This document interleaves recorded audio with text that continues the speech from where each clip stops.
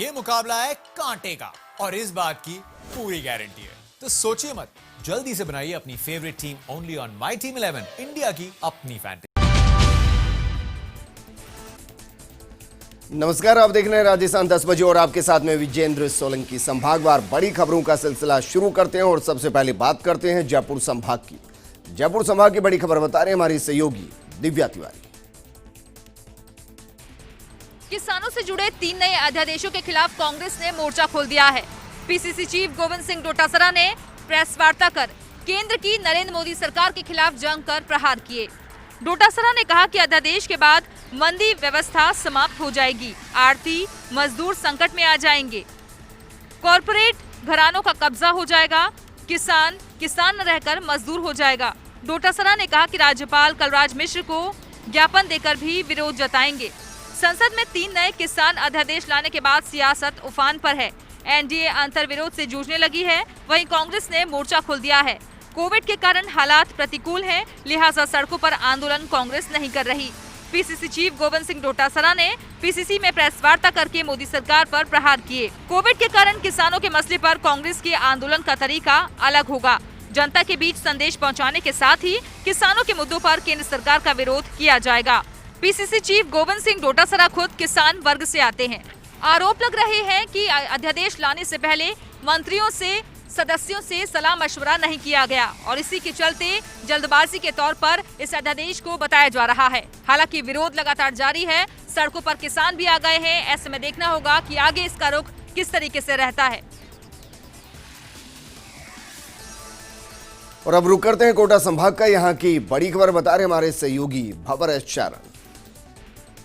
कोटा के गोठड़ा कला में चंबल नदी नाव दुखांतिका में मौत का शिकार हुए 13 लोगों के मृतकों के परिजनों के जख्मों पर आज राज्य ने मरहम लगाने का प्रयास किया और प्रदेश सरकार के 2 मंत्री विदेश मंत्री शांति धारीवाल और कोटा जिले के प्रभारी मंत्री लालचंद कटारिया आज पीड़ितों के बीच पहुंचे। दोनों मंत्रियों ने क्षेत्रीय विधायक रामनारायण मीणा के साथ हादसा स्थल का भी दौरा किया और इस घाट पर दोनों किनारों को जोड़ने के लिए कोई पुलिया बन सकती है क्या, इस संभावना को भी तलाश किया। लेकिन इससे पहले मंत्रियों का काफिला सबसे पहले तालाब गांव, वहां से छत्रपुरा, फिर बरनाहाली और फिर आरामपुरा गांव भी पहुंचा और करीब प्रत्येक मृतक के परिजन से मुलाकात करके उन्हें ढांढस बंधाया और साथ में मुख्यमंत्री की तरफ से घोषित मुआवजा पैकेज की सहायता राशि के चेक भी सौंपे।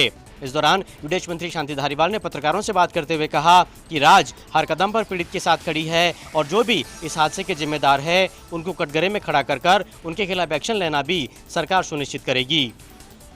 तो वहीं कोटा जिले के प्रभारी मंत्री लालचंद कटारिया ने इस दौरान कहा कि ऐसे हादसों की पुनरावृत्ति नहीं हो, इसका भी एक पुख्ता प्लान तैयार किया जाएगा। आपको बता दें कि इस दुखांतिका के बाद फर्स्ट इंडिया ने कल पूरे दिन पीड़ितों के बीच पहुंच करके ग्राउंड रिपोर्टिंग की थी और अपनी रिपोर्टिंग में ये बताया था कि जो भी लोग इस हादसे के शिकार हुए हैं उनके परिजनों की माली हालत बहुत ज़्यादा दयनीय है और इस पूरे मामले में मुआवजा पैकेज में इजाफा होना चाहिए। आज मुख्यमंत्री अशोक गहलोत ने सदाशयता दिखाते हुए इस पूरे मामले में मुआवजा पैकेज को रिवाइज कर दिया है। विदेश मंत्री शांति धारीवाल ने बताया है कि प्रत्येक मृतक के परिजन को अब 1 के स्थान पर 2 लाख का मुआवजा तुरंत दिया जा रहा है और अगर किसी परिवार में 2 या 2 से अधिक लोग इस हादसे का शिकार हुए हैं तो ऐसे परिवारों को 5 लाख की अतिरिक्त मदद भी मिलेगी। और अब रुक करते हैं बीकानेर संभाग का। यहाँ की बड़ी खबर बता रहे हमारे सहयोगी लक्ष्मण राघव। बीकानेर में थमने का नाम नहीं ले रहा है कोरोना संक्रमण। आज भी आए 161 corona positive. CMHO doctor BL Meena ने कहा कि लगातार कोरोना पॉजिटिव बढ़ रहे हैं, हालांकि हम तमाम सावधानियां बरत रहे हैं। इस बीच कलेक्टर नमित मेहता ने आज संभाग के सबसे बड़े अस्पताल का दौरा कर दिशा निर्देश भी दिए। गौरतलब है कि पहले ही ऑक्सीजन सिलेंडर खरीदने के निर्देश भी दिए जा चुके हैं। इस बीच कलेक्टर नमित मेहता ने रविवार को बाजार बंद जो कोरोना के चलते होता था उसे वापस ले लिया है। अब रात 10 बजे से सुबह 6 बजे तक बाजार बंद रहेंगे, यानी शनिवार और रविवार को भी बाजार खुलेंगे। गौरतलब है कि पहले बाजार बंद रखा जा रहा था, खास तौर पर रविवार को, ताकि संक्रमण की चैन तोड़ी जा सके। लेकिन पिछले कुछ दिनों से कुछ जनप्रतिनिधि, व्यापार उद्योग मंडल से जुड़े हुए लोग, रेस्तरां और कैफे के संचालक लगातार ये मांग कर रहे थे कि रविवार को बाजार खोला जाए। उसी के मद्देनजर कलेक्टर ने राहत देते हुए रविवार को बाजार खोलने के निर्देश दिए हैं। निश्चित तौर पर कोरोना की चुनौती के बीच ये ध्यान रखना भी जरूरी है कि आर्थिक हालात ना बिगड़े। रुक करते हैं जोधपुर संभाग का। यहाँ की बड़ी खबर बता रहे हमारे सहयोगी लोनाराम दर्जी।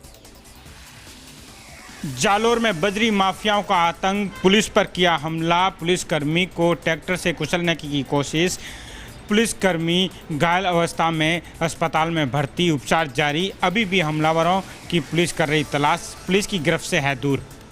जालोर में बजरी माफियाओं का एक बार फिर आतंक देखने को मिला। पुलिसकर्मियों को सूचना मिली कि जवाई नदी में बजरी का अवैध खनन हो रहा है, जिस पर 2 पुलिसकर्मी कोतवाली थाने से मौके पर पहुंचे।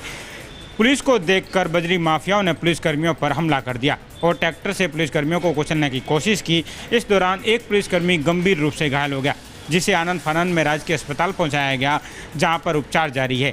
सूचना पर पुलिस के आला अधिकारी भी मौके पर पहुंचे और घटनास्थल का जायजा लेकर पूरे मामले में जानकारी ली। वहीं बजरी माफियाओं के खिलाफ कार्रवाई करते हुए हमलावरों की तलाश भी शुरू की, लेकिन अभी तक हमलावरों की कोई भी पुलिस गिरफ्त में होने की सूचना नहीं है। और अब रुक करते हैं अजमेर संभाग का। यहाँ की बड़ी खबर बता रहे हमारे सहयोगी यूनुस गैसावत।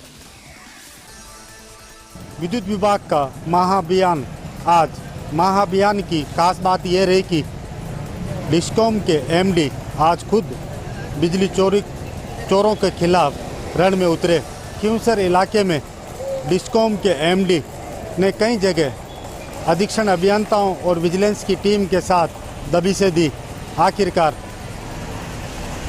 4 अवैध ट्रांसफार्मर को जब्त किया गया और 4 एफआईआर भी दर्ज की गई है। खिंवसर क्षेत्र के कई गांवों में डिस्कॉम की टीम ने अचानक दवा बोलते हुए विद्युत चोरों के खिलाफ कार्रवाई को अंजाम दिया।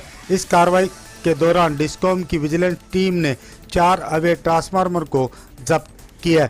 डिस्कॉम के एमडी वीएस भाटी ने जानकारी देते हुए बताया कि नागौर सर्किल में अब तक बिजली चोरों के खिलाफ करीबन 250 से भी ज़्यादा अवैध ट्रांसफार्मर को जब्त किया जा चुका है। डिस्कॉम के एमडी वीएस भाटी का कहना है कि यह महाअभियान आने वाले वक्त में लगातार जारी रहेगा और बिजली चोरों के खिलाफ आने वाले वक्त में और भी बड़ी कार्रवाई देखने को मिलेगी, क्योंकि नागौर में बिजली चोरों के खिलाफ अभियान तेज कर रखा है। रुक करते हैं उदयपुर संभाग का। यहाँ की बड़ी खबर बता रहे हैं हमारे सहयोगी रवि शर्मा। उदयपुर शहर के देवारी इलाके में आज दिखा रफ्तार का कहर। एक तेज रफ्तार ट्रेलर ने बाइक पर सवार 3 लोगों को लिया चपेट में। मौके पर ही तीनों की हुई दर्दनाक मौत। प्रतापनगर थाना पुलिस ने आरोपी ट्रेलर चालक के खिलाफ मुकदमा दर्ज कर जांच की शुरू। उदयपुर के देवारी इलाके में आज हुए सड़क हादसे में एक दंपति सहित 3 लोगों की दर्दनाक मौत हो गई। यह हादसा उस समय हुआ जब 3 लोग एक मोटरसाइकिल पर सवार होकर बड़गांव से डबोक की तरफ जा रहे थे। तभी पीछे से तेज गति में आ रहे एक ट्रेलर ने इनकी बाइक को टक्कर मार दी, जिसके चलते तीनों ही लोगों की मौके पर ही मौत हो गई। घटना की सूचना मिलने पर प्रतापनगर थाना पुलिस मौके पर पहुंची और शवों को अपने कब्जे में लेकर मोर्चरी में शिफ्ट कराया। पुलिस ने आरोपी ट्रक चालक के खिलाफ मामला दर्ज कर उसकी तलाश शुरू कर दी है। मृतकों की पहचान नारायण कालबेलिया, उनकी पत्नी रेखा कालबेलिया और डालू के रूप में हुई है। तो वहीं दूसरी ओर आज उदयपुर संभाग के राजसमंद जिले से भी एक दर्दनाक खबर सामने आई। राजसमंद के आमेट थाना इलाके के एक गांव में तालाब में डूबने से 3 मासूमों की दर्दनाक मौत हो गई। और अब रुक करते हैं भरतपुर संभाग का। यहाँ की बड़ी खबर बता रहे हैं हमारे सहयोगी दीपक लवानिया। भरतपुर पुलिस के हाथ आज एक बड़ी सफलता लगी है। पुलिस ने ऑनलाइन ठगी करने वाली एक अंतर्राज्यीय गैंग के 7 शातिर सदस्यों को गिरफ्तार करने में सफलता प्राप्त की है। पुलिस ने इस मामले में एक नाबालिग बच्चे को भी निरुद्ध किया है। भरतपुर के एसपी डॉक्टर अमनदीप सिंह कपूर ने बताया कि ये शातिर बदमाश फेसबुक और OLX के जरिए भोले भाले लोगों के साथ ठगी की वारदातों को अंजाम दिया करते थे। उन्होंने बताया कि इन बदमाशों के कब्जे से 6 लाख रुपए की नकदी के अलावा एक car, 17 mobile SIM, 6 ATM card, 27 bank passbook, 22 mobile, 29 फर्जी आर्मी गेट पास बरामद किए हैं। उन्होंने बताया कि गैंग के इन सदस्यों ने उड़ीसा के अलावा तमिलनाडु, पश्चिम बंगाल, छत्तीसगढ़, मध्य प्रदेश, आसाम, उत्तर प्रदेश, उत्तराखंड व दिल्ली प्रांत के लोगों को अपने जाल में फंसाकर ठगी का शिकार बनाया था। अब पुलिस इन शातिर बदमाशों से पूछताछ कर रही है और पुलिस को उम्मीद है कि पूछताछ के बाद इन बदमाशों से और भी कई बड़े खुलासे हो सकते हैं। और अब बात करते हैं अलवर की। अलवर में एक बार फिर से शर्मसार करने